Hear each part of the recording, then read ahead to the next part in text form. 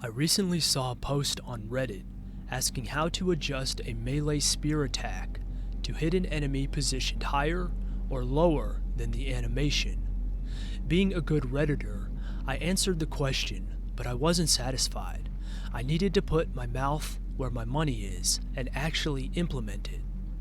So today we'll look at ways to procedurally adjust a melee thrust attack to hit any target. Interestingly, if you move the target mid-strike, you get this gem, which to me suspiciously looks like a melee targeting attack from a Souls game.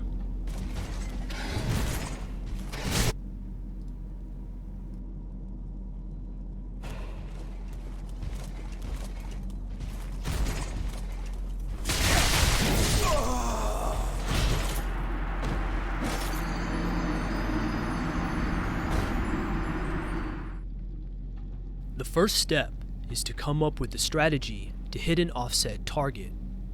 Obviously, we are going to be using some rigging and IK adjustment at runtime.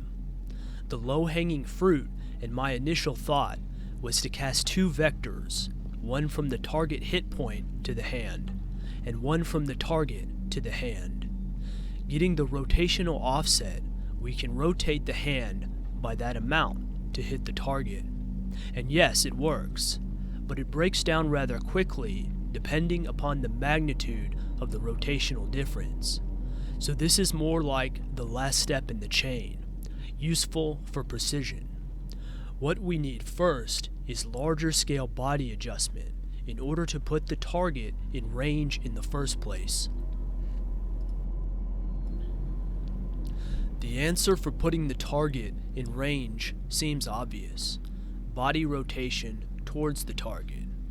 And while this is true, once the attack begins, we can no longer rotate our character.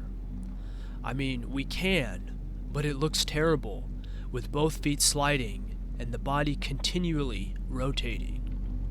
So what we need is to consider the overall direction of the attack, and then pivot the body movement around the foot that stays grounded. It sounds easy in theory, but it involves runtime adjustments of the humanoid animation, so it's a little trickier in practice.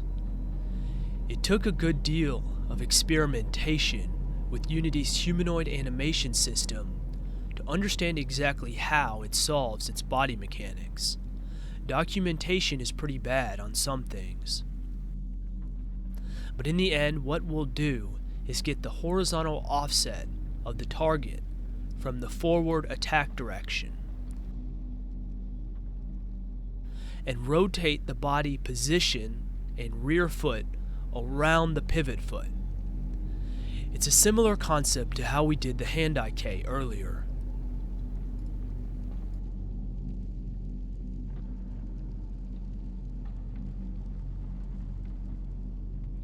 At this point, you may be wondering how I'm getting the animation data and altering it at runtime. That's all thanks to Unity's custom animation jobs and Playables system. Playables are the source for how Unity implements its animation systems under the hood, like the Animator controller.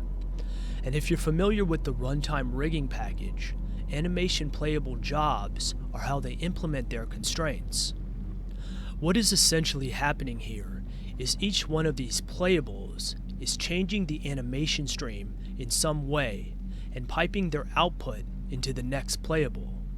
The learning curve on playables can be a bit high, but once you understand it, being able to procedurally blend and manipulate animation at runtime becomes magic. The strategy in our case is to create an animation clip playable that holds the original animation. Then we create a custom animation script playable, which we will use to perform all the alterations I've talked about so far. We pipe the clip playable into the script playable, and can now read and write to the motion stream from code. The final step then is to get the additional vertical motion for when the target is above or below the original attack point. There's two main axes here, the pivot of the hips and the pivot of the shoulder. In the end, it's the same strategy as before, except in this case, we are looking at the vertical rotational offset. It's important to solve these in a forward kinematic order, as one pivot affects further rotations down the line. So first you solve the hips, then the shoulder, then finally the hand in that order.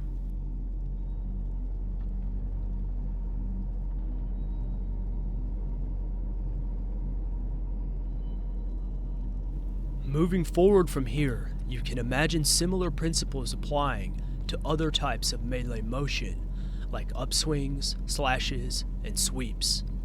However, my suspicion is you would have to somewhat customize the animation job for each type of motion.